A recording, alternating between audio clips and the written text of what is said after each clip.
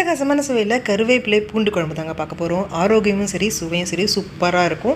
செய்கிறதும் ரொம்ப ரொம்ப சுலபங்க. மிஸ் பண்ணாமல் ட்ரை பண்ணி பாருங்கள். எப்படி செய்யுதுன்னு பார்க்கலாம். கைப்பிடி அளவுக்கு கருவேப்பிலையை நல்லா கடாயில் வறுத்துக்கோங்க. நல்லா மொறுன்னு ஆகிற வரைக்கும் வறுத்துட்டு மிக்ஸி ஜாரில் சேர்த்துட்டு இது நல்லா ஃபைன் பவுடராக அரைச்சி எடுத்து வச்சுக்கோங்க. இப்போ நல்லெண்ணெய் சேர்த்துக்கோங்க. 5 டேபிள் ஸ்பூன் அளவுக்கு சேர்த்துருக்கேன். எண்ணெய் காஞ்சதும் 1/2 டீஸ்பூன் கடுகு, 1/2 டீஸ்பூன் சீரகம், 1/2 டீஸ்பூன் உளுத்தம்பருப்பு, 1/2 டீஸ்பூன் கடலைப்பருப்பு, 1/4 டீஸ்பூன் வெந்தயம், 1/2 டீஸ்பூன் மிளகு சேர்த்துட்டு லேசாக கலந்து விட்டுக்கோங்க.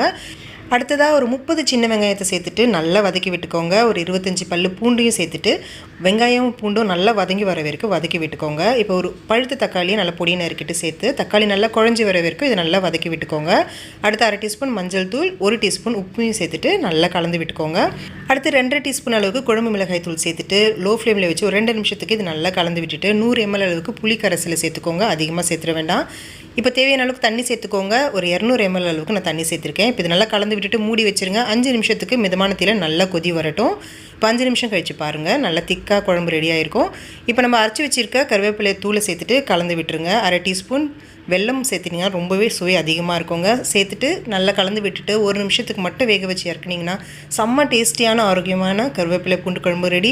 1 வாரம் வரைக்கும் ஃப்ரிட்ஜில் வச்சு யூஸ் பண்ணலாம். சாதம், இட்லி, தோசை எல்லாத்துக்குமே ரொம்ப நல்லாயிருக்கும். ட்ரை பண்ணி பாருங்கள். பிடிச்சிருந்தால் லைக் பண்ணி ஷேர் பண்ணுங்கள். Thank you friends.